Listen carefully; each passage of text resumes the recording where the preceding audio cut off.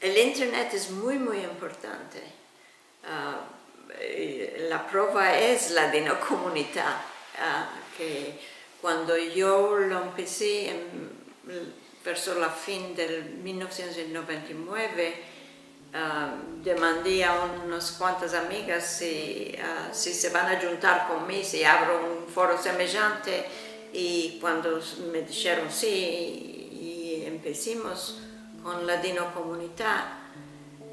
yo con grande placer, me encanté de ver que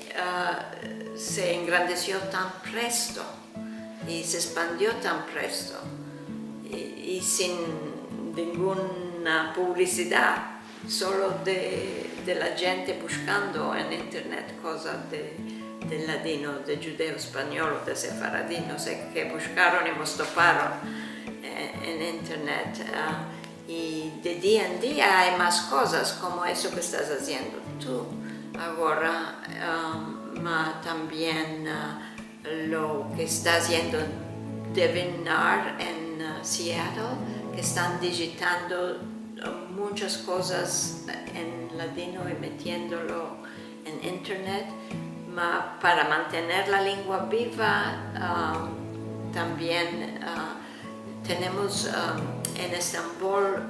Karen Gerson, que está en Facebook empezando un verbo nuevo cada día y tiene de día en día muchos más cebos que